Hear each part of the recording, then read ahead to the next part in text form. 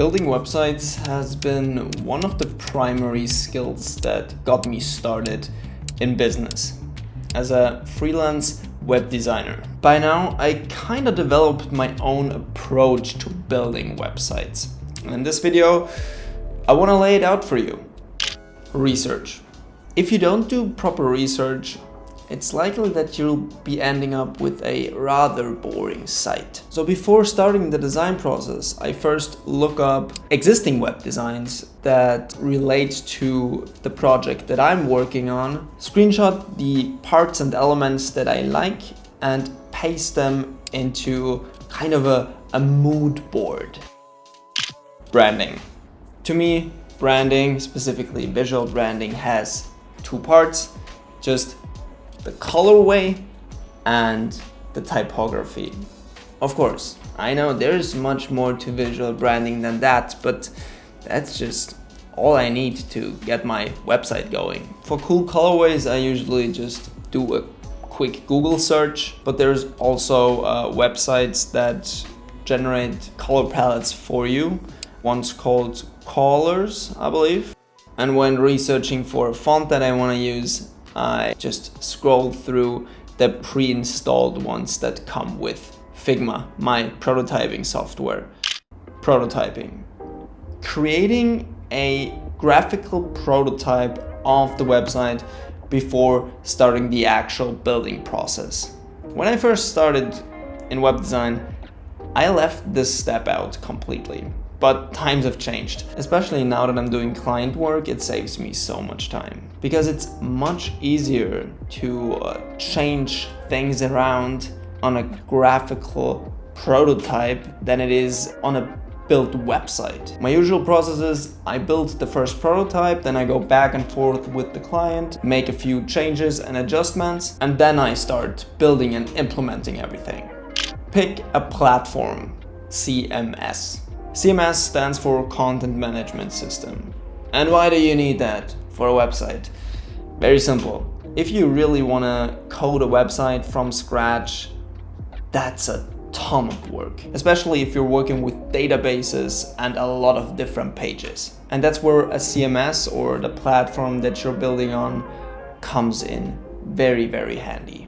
It handles most of the things in the backend, so you can fully concentrate on designing and building your site. Plus, it often comes with a visual user overlay. So a few popular ones are WordPress, Framer, and Webflow.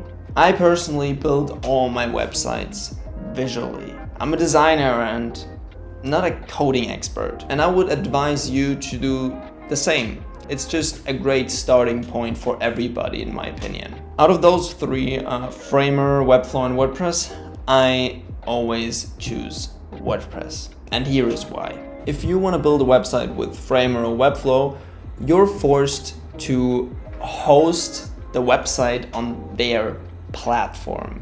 And their prices are expensive. Pricing for a decent website starts at around 40 euros per month.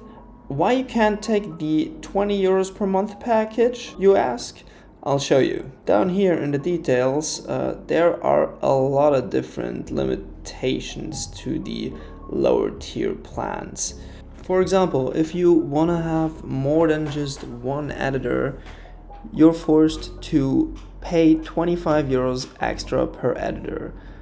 Or down here, you can only upload files to a maximum size of 10 megabyte. Don't even have access to redirects. And even the Pro plan here has limitations. If you want to get those out of the way too, then you're forced to upgrade to even higher plans.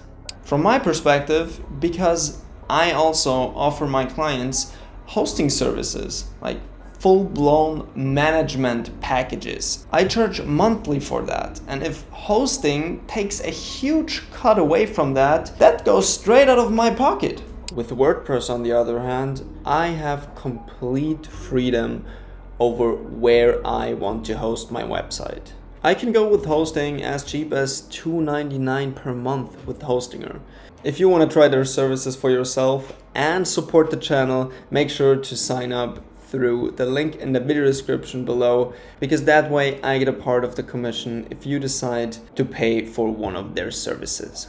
But the biggest reason why I stick with WordPress is because I found a builder that suits me and my style very well, and with that website builder that's perfectly built into the WordPress ecosystem, I can build anything, just like with Framer and Webflow.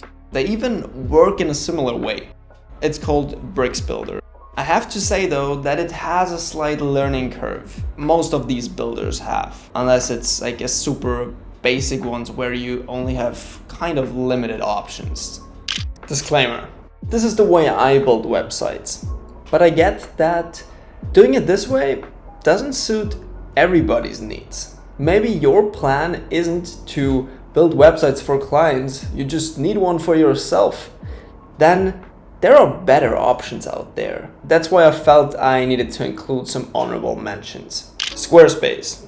Squarespace is perfect for a small business or a personal page, maybe a portfolio, because you can get it up and running in no time. They got a huge template library.